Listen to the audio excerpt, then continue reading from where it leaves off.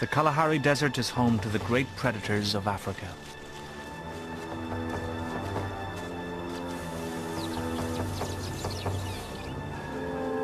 But one unlikely creature may be the most fierce and fearless of them all. Tough, relentless, and ravenous.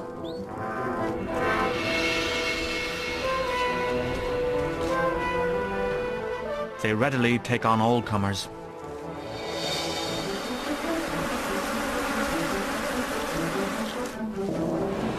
Even Africa's deadliest snakes. Theirs is a world few people know and even fewer have seen. It is the secret world of the honey badger.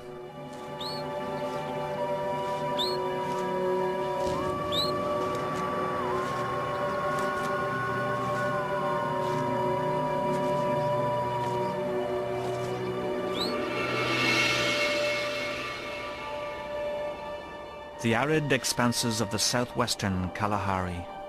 Here in the Kigalagadi Transfrontier Park, a rich variety of creatures have adapted to an unforgiving place. To survive, they must secure a niche among dangerous hunters.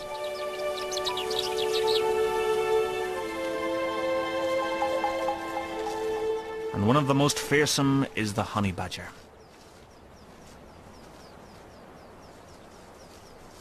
This one, guided by a keen sense of smell, is on the trail of a snake.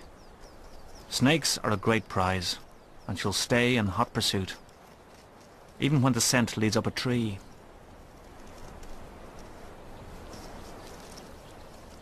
She's after a Cape cobra, one of the most venomous snakes in the world.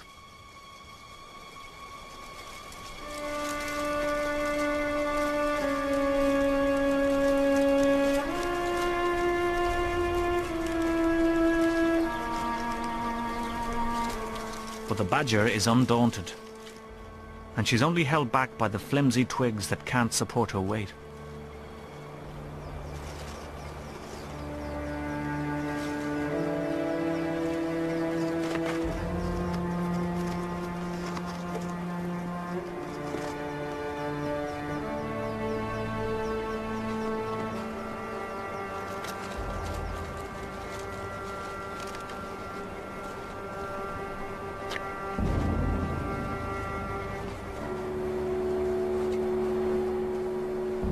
She evades the cobra's bite and quickly grabs it by the back of the head.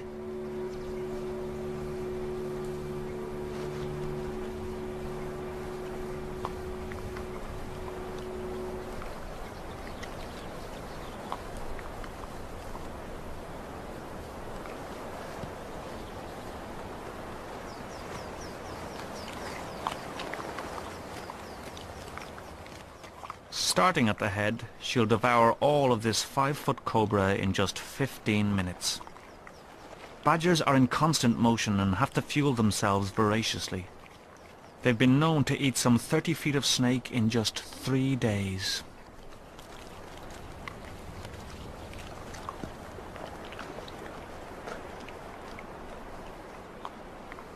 Unlike most predators, which rest after a big meal, the honey badger just keeps going for more.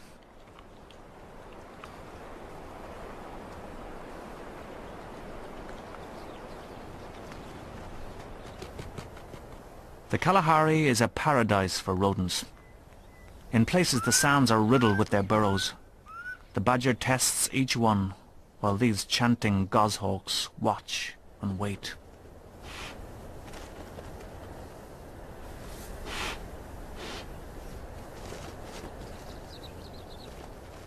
As she goes from hole to hole looking for prey, she is watched also by a pair of jackals.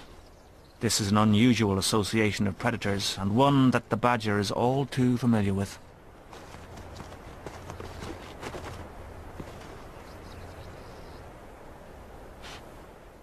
She sniffs and blows into the burrows to detect an unlucky inhabitant. When she senses something below, she uses her exceptionally long claws to rake through the sand. But the rat escapes. And it's one for the jackals.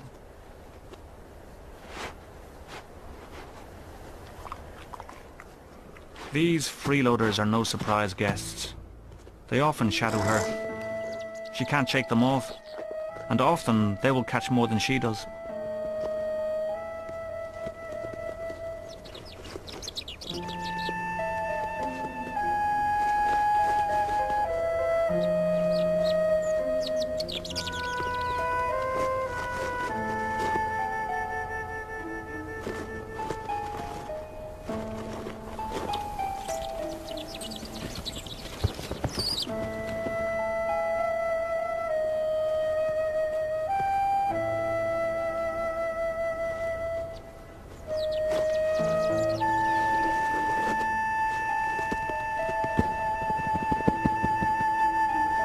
But this one is hers.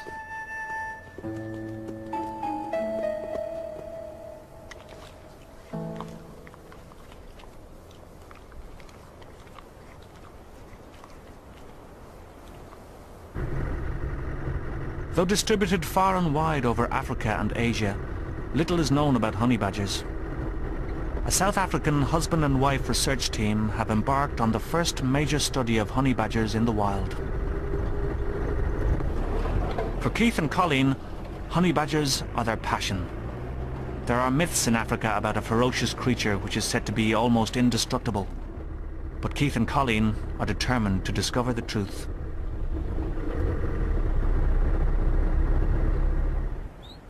But first, find your badger.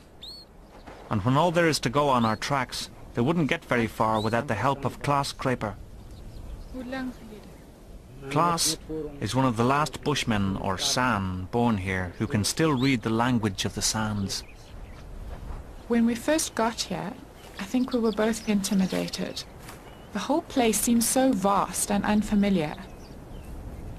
And then Klaas came into our lives. Without him, it would have all been impossible.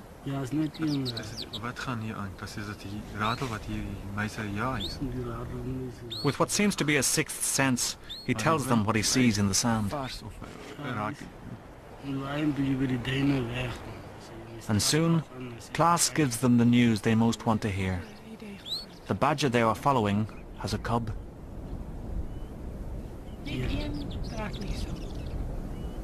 To follow a badger cub through to adulthood is about as good as it can get for Keith and Colleen.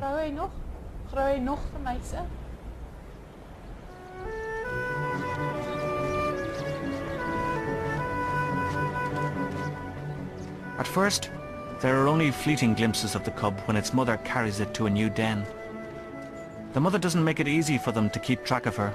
She changes dens often.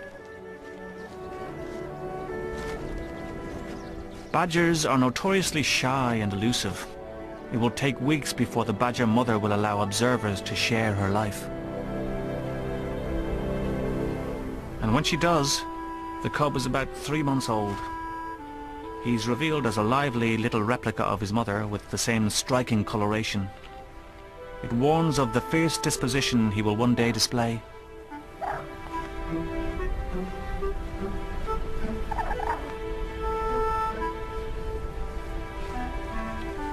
But for now, he's barely weaned, and it's time this youngster was introduced to a wider world. Today, she's taking him along on his first foraging trip. From now on, he'll be expected to walk, at least some of the way.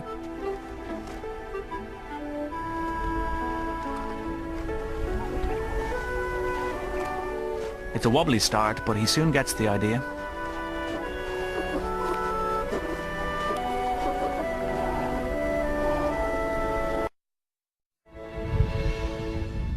Rain doesn't happen often in the Kalahari, but today's the day.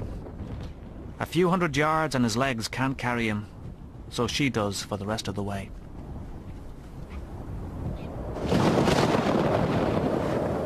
The cub is tired and wet. This is his first brush with the cruel world outside his burrow, where only about half of the cubs survive to adulthood.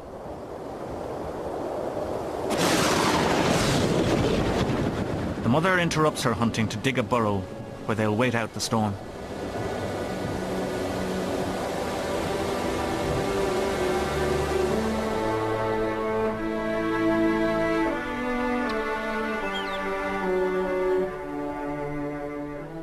After the storm, mother and cub continue on their way.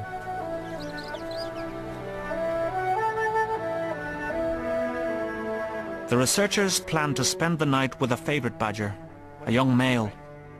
They'll find him by following the radio signal coming from a small transmitter that has been placed in his body cavity. I can only hear HB12. He's quite close, but nothing else. Male badgers can cover up to 25 miles in a day, and Keith and Colleen may climb many high dunes before they pick up the badger signal. Anything else?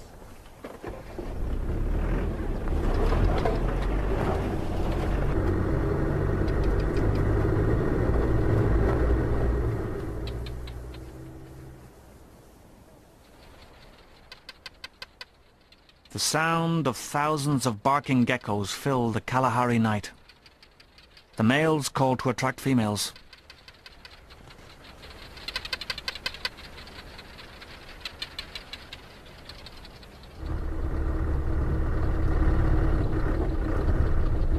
To your right. More right. Alert to the dangers of rolling over in such rugged terrain, Colleen guides Keith through the dunes, following the signal she receives from the badger.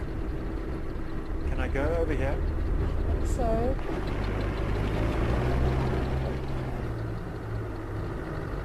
there he is. Eventually, they find their badger cooling himself on a dune. Clayman's sunbathing. It's on an open dune, and he seems very relaxed. What's the waypoint, Keith? Waypoint 18. Kilometer 126.3. Klaas, the bushman tracker, has named some of the badgers. This one he calls Kleinman, which means little man. And little man is now ready to hunt again. No one has ever followed badgers quite like this. These journeys into the night are mystery tours. Where will he go? What will happen next?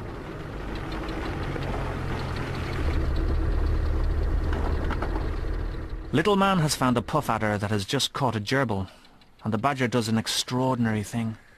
He swipes the gerbil from the puff adder's mouth,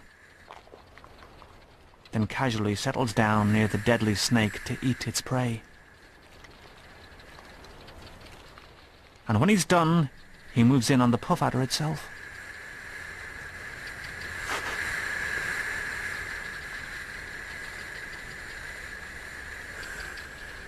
Puff adders have large fangs that can deliver a massive dose of lethal venom in a rapid strike.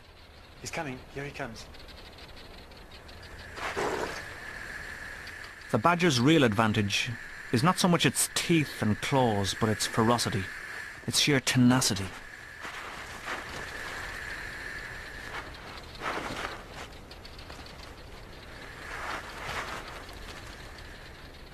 I think he's got it. Lights. Lights.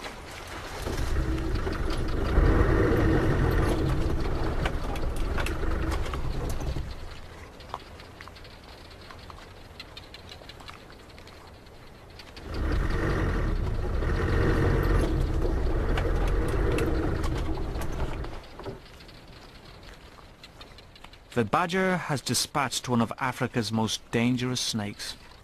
As always, he starts at the head, destroying the lethal fangs. But this time, it may be too late. Look at his right cheek. The right cheek, it's swelling up. Clayman's been bitten by the puff adder, right cheek swelling, and he stopped eating the snake. This is a tense moment for Keith and Colleen. It's taken many months to get this close to Little Man. He's quite a character and he's taught them a lot about badgers. Now it looks like he's showing them how readily a badger can die. His breathing is very shallow, and the swelling tennis ball size on his right cheek, he's just lying in the open. But after almost 2 hours, there are signs of life. It's 03:48, and he seems to be recovering, but he's still got the swelling. Little is known about the immunity some animals may have to snake venom, Very swollen, but this much is sure. but he seems fine. Little Man has survived the bite of a snake notorious for killing humans, and now, to their astonishment, he returns to his deadly dinner.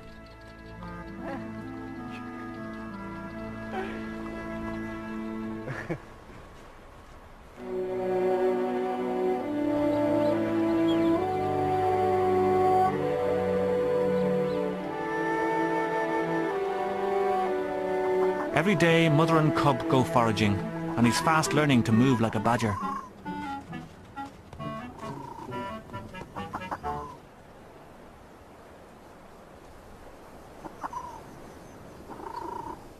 But the constant trotting over the dunes is tiring for the little guy. He's tired and hungry, and while his mother digs for a lizard, he's ready to nap right where he is. And all this sand.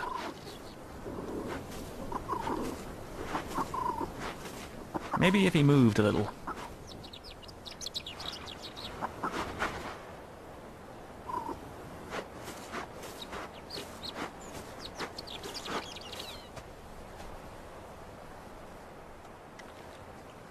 His mother gives him a giant ground gecko. She's hungry herself, but lets him chew on it for a while.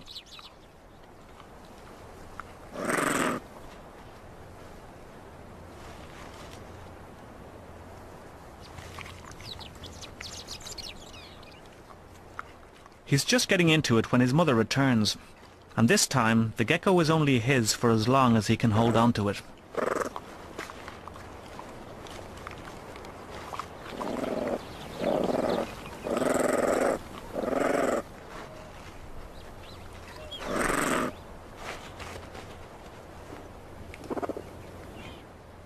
The tussle has landed the cub on a nest of ants, and immediately they attack him.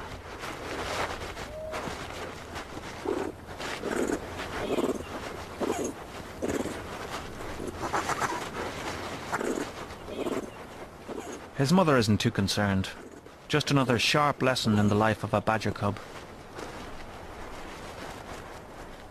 And with a rough rescue, he gets the message. It's time to trot along.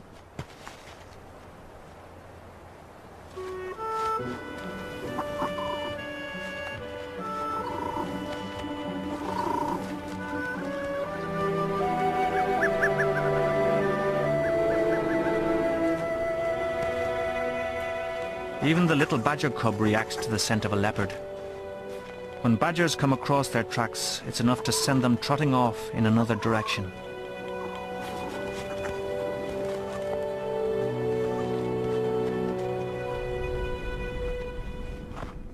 Leopards prowl throughout this part of the Kalahari. This one hides her newborn cubs in a rocky cave.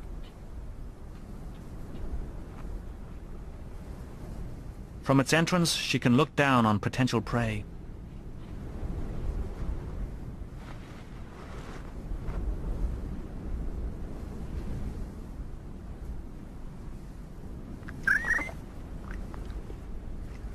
She must often leave her cubs alone for long periods when she goes hunting, and like the badger, she'll have to roam widely in the dunes to find enough food for their survival.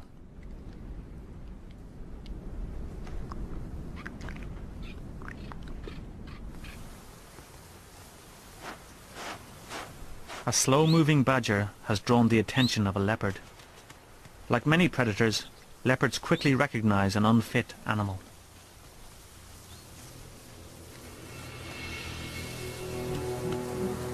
This old female should be an easy catch.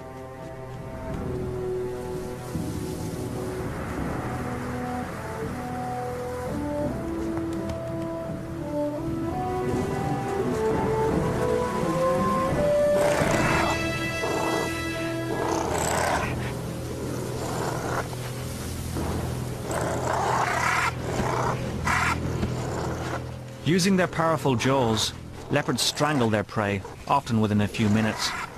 But you just can't get a good hold on the badger's neck. The skin is thick, tough, and loose.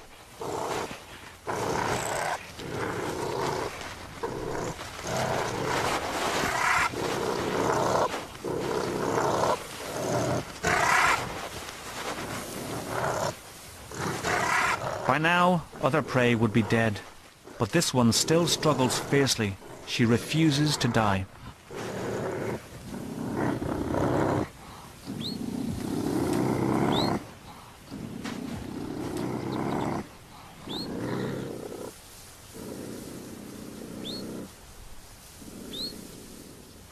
After a battle lasting nearly an hour, the old badger is finally all but dead.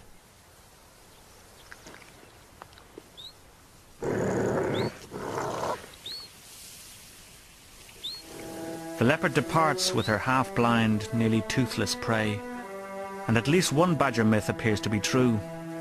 They are the very devil to kill.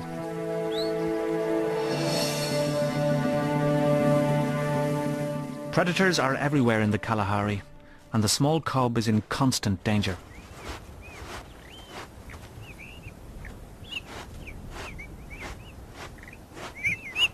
While the mother digs the den in which he'll rest, her rough signals only confuse him. She wants him close to her, very close, but not in her way. And he just can't get it right.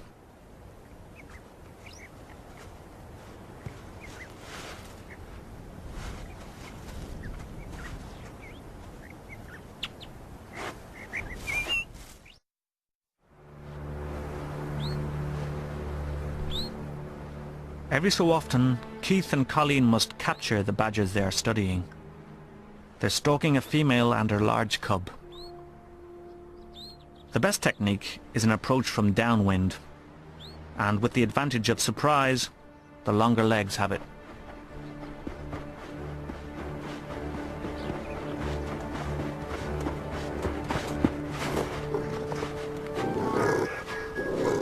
Though entangled in a strong net, the badger still has the use of its powerful jaws, and occasionally one will give Keith a bite to remember it by. Keith quickly sets about sedating it. Colleen has caught the other one, and she anxiously waits for Keith.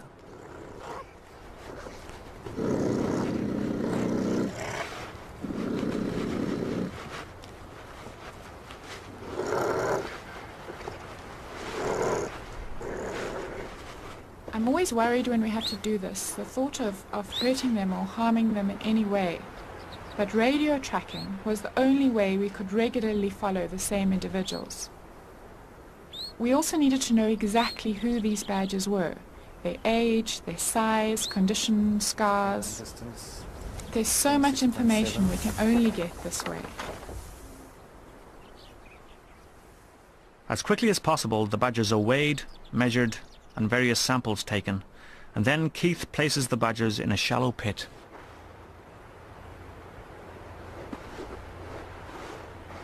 We've immobilized more than 70 badgers now, and only once had a problem when a female rolled into the sun before she came round.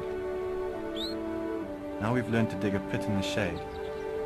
They're safer this way. It's dark and cool, and they can sleep off the effects of the drugs in their own time.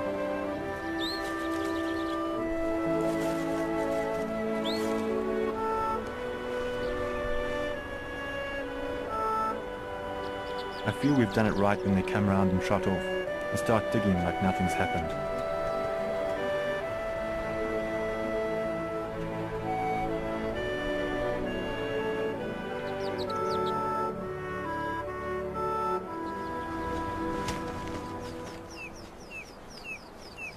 The cub can be a handicap to this working mother.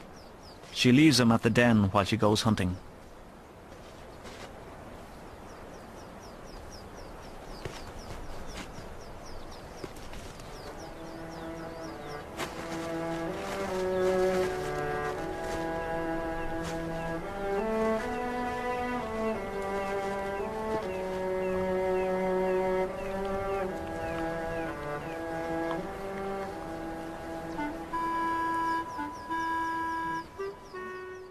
He should be safely below, out of harm's way, but he wants to explore a little first, and he's unaware he's in danger.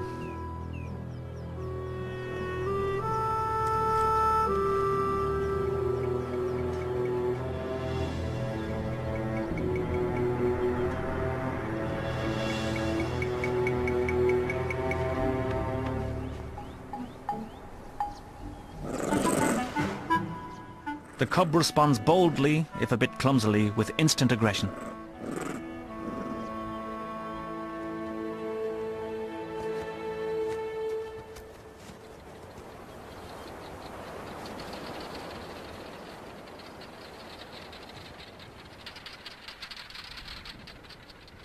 Tonight, the mother's voracious appetite demands something substantial. She's digging into the den of a pair of Cape foxes, which try to hinder her as much as they dare. They have their pups down below.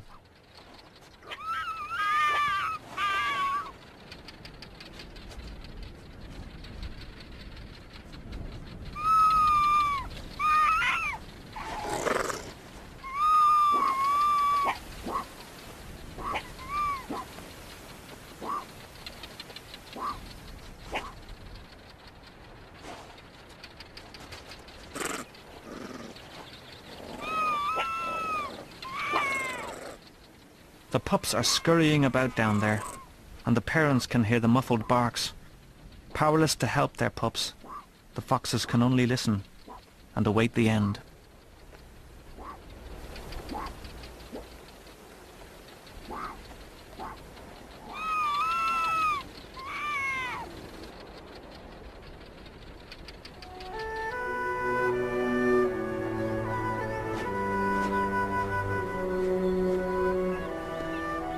The badger cub is thriving. It's been a month since he went on his first foraging trip with his mother, and while she digs a den, he does some excavations of his own.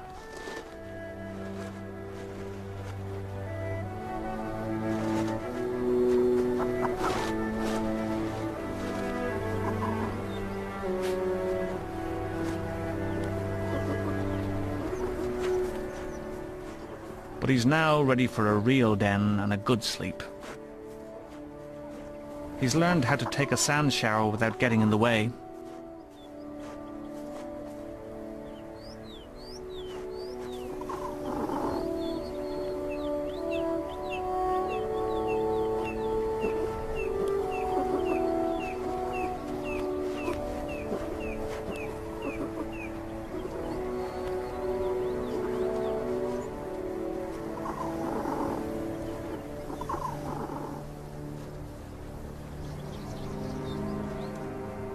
As usual, she leaves her cub, but this time far out of sight.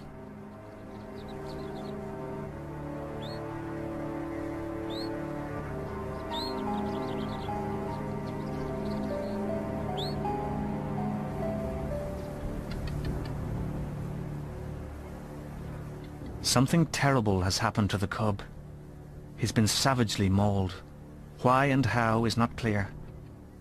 He's dying, but still his mother's instinct is to carry him away to safety.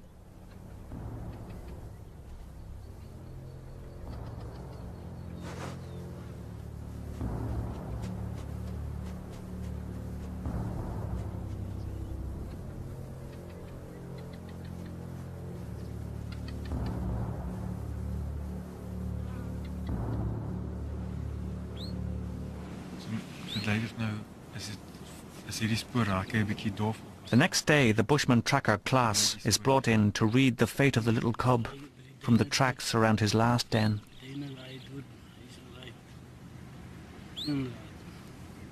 Maar die wind, je kan hem nog die spoor vat. Ja, nee, ek kan die spoor aanhou onder die wind. Ek sien dan. Effortlessly, he interprets the signs in the sand that eluded the researchers the previous day.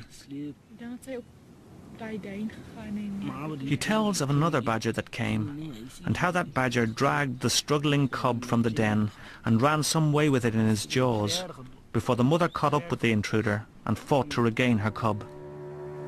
The hands tell the story, and the researchers learn that honey badgers will kill their own, but why, he cannot tell.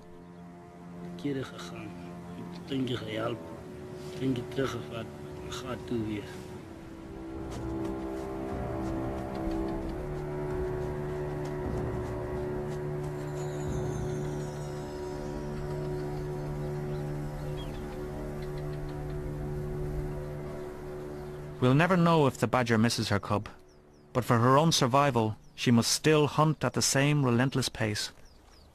She's on the track of another cobra. This one is much bigger than usual.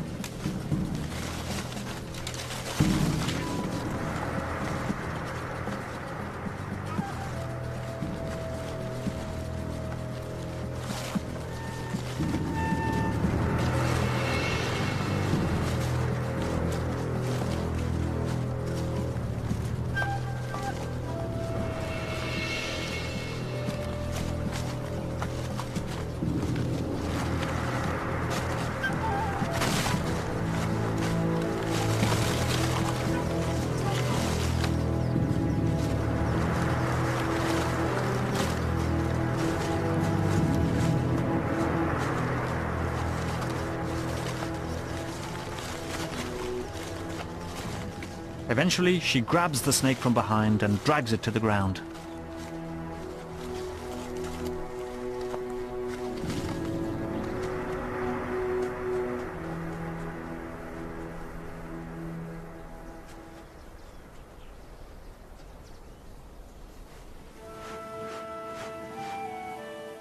The badger female will not be alone for long.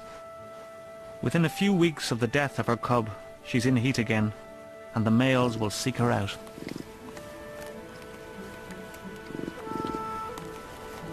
Badger courtship is an energetic affair, undertaken with typical badger single-mindedness.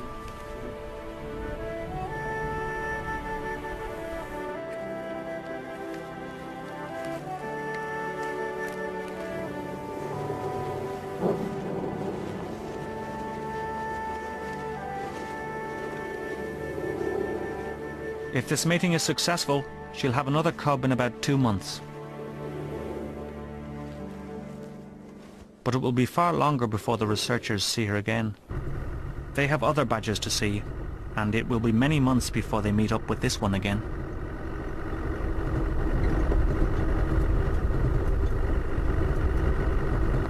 In the interim, the Kalahari will go through a cycle of seasonal changes.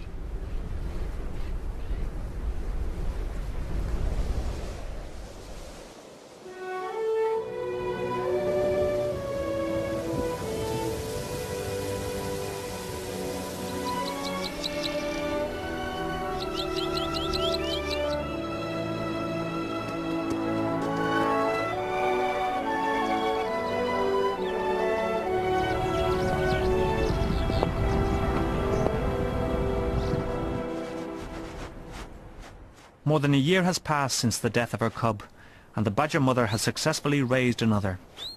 It's a female, almost as big as her mother, but still unable to fend for herself.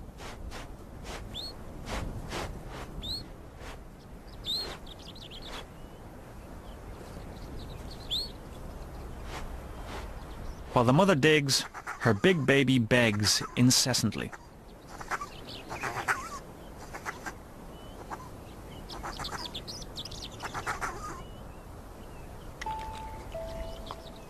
The cub's slow development is not unusual among carnivores, with much to learn before they can become independent. This young badger must become skilled at finding and killing a variety of offspring.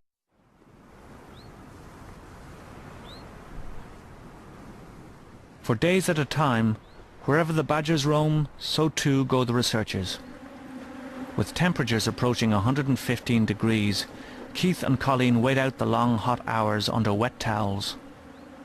Usually, the towels are a blessing, but sometimes they attract thirsty bees drawn to this unlikely source of moisture.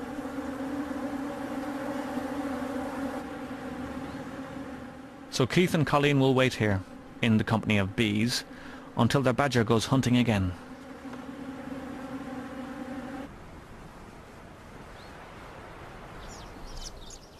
On today's menu, lizards hidden under the bark. The mother is nearly as sure-footed in a tree as on the ground. But badgers are not born climbers. For the cub, such agility is months away.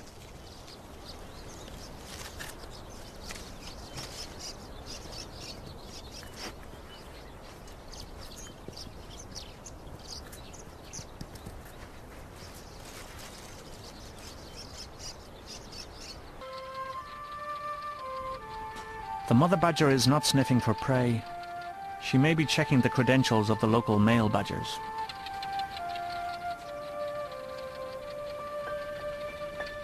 The researchers have discovered that badgers visit certain places to defecate and leave scent messages for one another. From this visit, she may learn about the males, and they in turn discover that she's in heat.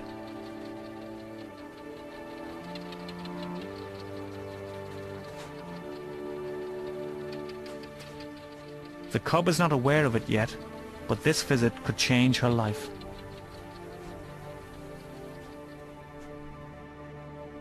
It's not long before a suitor has picked up the mother's scent and is out in front in the race to reach her. She's digging herself a burrow where she'll play hard to get until an acceptable male comes along. But this male has no doubt that he's Mr. Right. He quickly homes in and with barely a pause enters the burrow.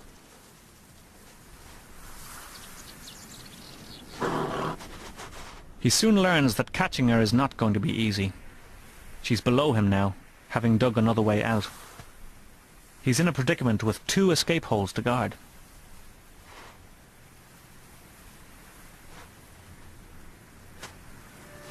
Something tells the cub she's in the way, and she skulks off on her own.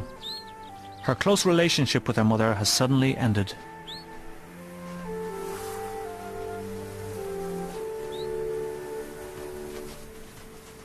It's not an easy courtship. It could be days before she'll consent to mate. And then, it may not be with this one.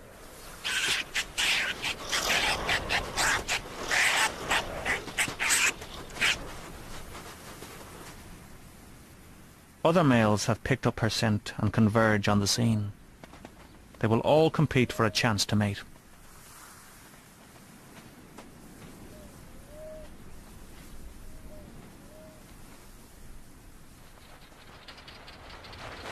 And then there's this tough old character, the dominant male, victor of many battles.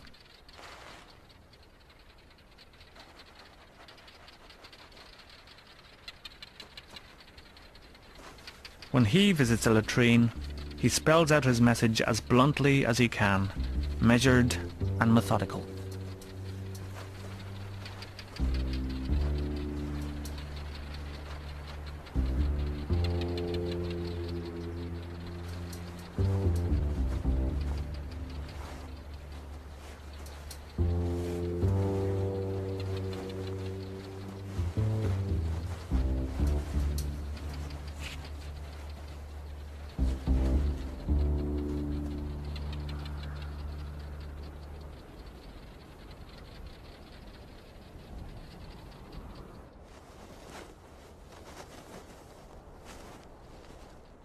The big male's crude charms have worked. Male and female will remain in the mating burrow for 3 or 4 days.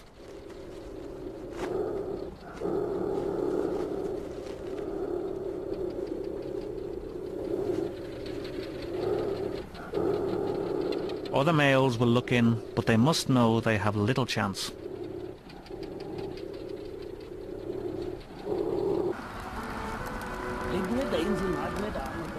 After 3 years in the desert, Keith and Colleen will soon be moving on. They reminisce with Klaas about the unique glimpses they've shared of the world of the honey badgers. They now have facts to replace the myths.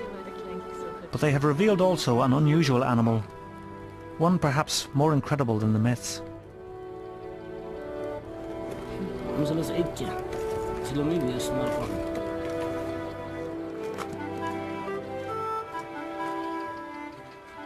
No longer a clumsy cub, she's an independent honey badger now, a bold, fearless hunter, indistinguishable from her mother.